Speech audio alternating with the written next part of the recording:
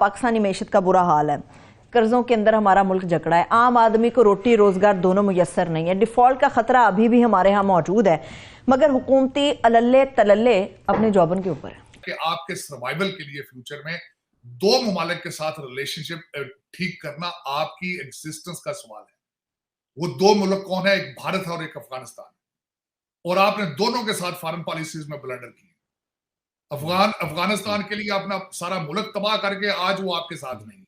क्यों है? आपकी कमजोरियां हैं, आपने उनको सही हैंडल नहीं किया। भारत के साथ आज शहबाज शरीफ साहब ने ये तो बिल्कुल फरमाया है कि 4 जंगें हमने खेल के 4 जंगें लड़ के सबक सीख लिया है, लेकिन आखिर में जाके फिर उनके जो उनको चीज नहीं पसंद, आपने फिर उस पर जाके पुश किया है।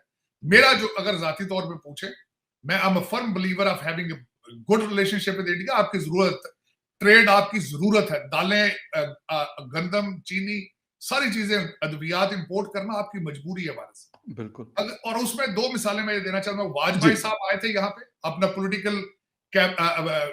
पॉलिटिकल कैपिटल बर्न करके, रिस्क लेकर। उसके बाद मोदी साहब आए यहाँ पे रिस्क लेकर। आपने आज तक कौन सा रिस्क लिया भारत के साथ रिलेशनशिप ठीक करने में? बिल्कुल। आप एक स्टेप आगे जाके 2 स्टेप पीछे आ जाते हैं। आपके बाजवा साहब किसी और जगह पे थे, आप किसी और जगह पे थे। आप सुबह बयान देते हैं कि हम ट्रेड शुरू करने लगे भारत से, शाम को यूटर्न ले लेते हैं जी, कैबिनेट कहते हैं मंजूर नहीं करती। अब उसमें बात यह है, अब तो वो आपके एक बड़े सीनियर जर्नलिस्ट हैं जिन्होंने आर्टिकल में डिस्क्लोज किया है कि किस तरीके से जनरल फैज और भारत के एनएसए के दरमियान नेगोशिएशन हो रही थी और मोदी साहब वापस आ रहे थे। मैं कहता हूं वो जो टर्म्स थी उनकी बहुत लेजिट टर्म्स थी। मैं कहता हूं उन्हीं टर्म्स के ऊपर आपको दोबारा भारत के साथ स्टेप्स लेना चाहिए। मैं कहता हूं शहबाज शरीफ और आर्मी चीफ दोनों को भारत जाना चाहिए और रिलेशनशिप की स्टार्ट वहां करनी चाहिए, क्योंकि मोदी साहब भी तो एक दफा आ चुके हैं, बिल्कुल आ चुके हैं, दूसरी दफा आने के लिए तैयार थे, और लेकिन आपने ब्लंडर किया। इस दफा आपको स्टेप लेना चाहिए कि आप भारत जाएं। और दूसरा देखें, क्योंकि ब्लंडर आपने किए हुए, उन्होंने तो नहीं किया। तो इस वक्त आपकी जरूरत है, मजबूरी है इस वक्त, और आपको अच्छे रिलेशनशिप की जरूरत है, भारत को जरूरत नहीं है।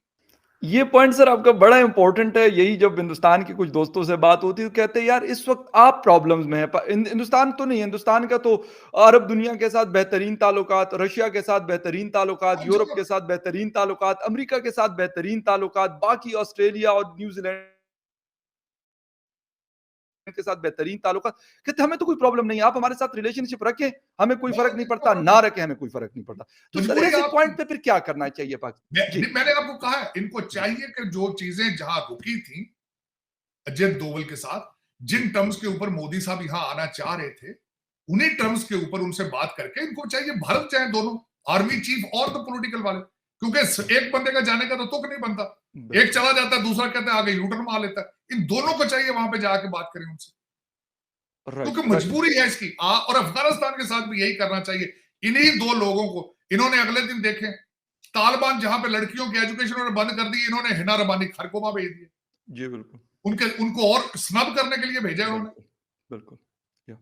मैं कहता हूं एक शहबाज शरीफ साहब को और आर्मी चीफ को इन दोनों मुल्कों के दौरों पर एएसएपी बेसिस पे जाना चाहिए।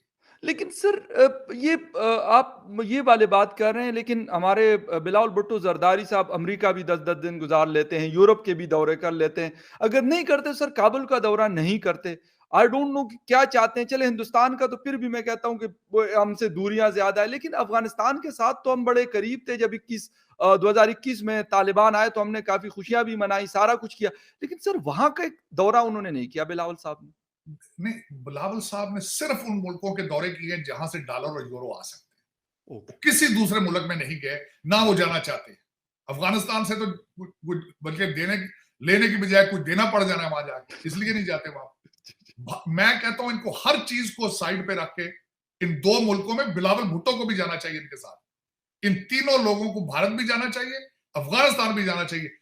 जिस तरीके से भी रिलेशनशिप ठीक हो सकते हो, इनको करने चाहिए। ये मजबूरी है आपकी इस वक्त एग्जिस्टेंस, सर्वाइवल की ये फाउंडेशन है, ये कि आप अफगानिस्तान, टीटीपी, तालिबान, अफगानिस्तान, भारत, इंडिया, अपना चाइना और ईरान, इन 4 मुल्कों के साथ आपके रिलेशनशिप जल्दी से जल्दी ठीक होने चाहिए, वरना इन 4 मुल्कों के साथ ट्रेड को रोक के आप सर्वाइव नहीं कर सकते। बिल्कुल सर, अभी कुछ दिन पहले 3-4 दिन पहले एक्सप्रेस ट्रिब्यून की एक स्टोरी आई थी और उसमें ये लिखा हुआ था कि पाकिस्तान नरेंद्र मोदी साहब के इंटरनेशनल जो उनका गेस्चर है या फिर ग्लोबली उनको जैसे रिकॉग्निशन मिली है, लोग बड़ा रिस्पेक्ट करते हैं।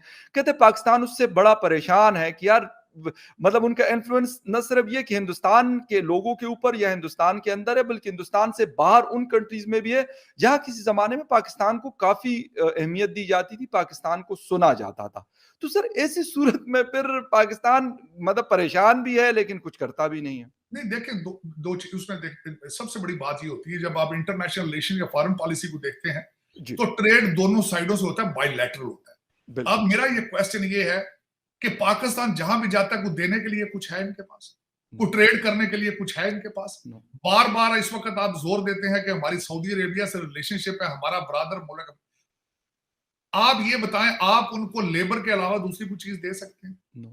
वो लेबर भी भेजते हैं, आप मजबूरी में है कि वहां से रियाल पाकिस्तान में आएंगे। कोई एक भी प्रोडक्ट आप एक्सपोर्ट कर सकते हैं? आप किसी दो चीजों पे होती चीजें कि या आप किसी को कुछ दे सकें या किसी को थ्रेट कर सकें। आप दोनों पोजीशन में नहीं कहीं। दुनिया आपसे बात करे भी तो क्यों करे, किस बेस पे करे, किस पे? मैं हंसता था खान साहब यहां से जब मॉस्को गए हैं पुतिन के साथ, मैं सोचता था कि खान साहब उस पुतिन के साथ बैठ के बात क्या करेंगे, किस बेस पे बात करेंगे। बायलैटरल मांगेंगे ही ना कुछ, उससे कुछ मांगेंगे, मिन्नतें तरले करें, कुछ दे दो अल्लाह के नाम पे दे दो। इन एक्सचेंज करने के लिए तो कुछ भी नहीं। कभी सोचा कभी किसी ने हम कोई चीज प्रोडक्ट बना लें एक्सपोर्ट? मैं कई दफा ये सोचता हूँ, या वॉशिंगटन डीसी मैंने कई दफा गोरों से बात की है, मैंने पूछा, मैंने कहा पाकिस्तान का नाम सुनते तुम्हारे ज़हन में सबसे पहली चीज क्या आती है? उनका दो चीजें आती, या दहशतगर्दी आती या फ्रॉड आता है या डबल गेम आती। ये तीन चीजें उन्होंने नजर आती। आप मुझे डिसएग्री कर लें, आपसे कोई बंदा पूछे पाकिस्तान का नाम आने के आप क्या सोचते हैं? कोई प्रोडक्ट आप बता दें कि फलां चीज हम भेज रहे हैं बाहर। आपका कॉटन का टूटा फूटा काम था, कभी कुछ शर्टें मिल जाती थी अमेरिका इंग्लैंड से जिनके ऊपर मेड इन पाकिस्तान होता था, वो भी अब बांग्लादेश चलेगी। बिल्कुल। लेकिन कभी किसी को फिक्र हो, कभी किसी ने सोचा हो? मुसीबत इस बात की है, आज भी आप सर्वे करके देख लें, आपकी असेंबलियों में, आपकी एस्टेब्लिशमेंट में साहिब इख्तियार जो लोग हैं, सबके बीवी बच्चे फॉरेन सिटीजन। बिल्कुल एग्जैक्टली। इस वक्त आपका हर पाकिस्तानी जो है उसके पास वन वे टिकट है भागने के लिए और जाना खा। इस वक्त मुझे ये बताएं, आपका राना सनाउल्लाह कहां बैठा है? लंदन में मुशावरत हो रही है। लंदन में पाकिस्तान की मुस्तकबिल पाकिस्तान का है, मुशावरत लंदन में हो रही है। और मैडम आ रही है मरियम नवाज।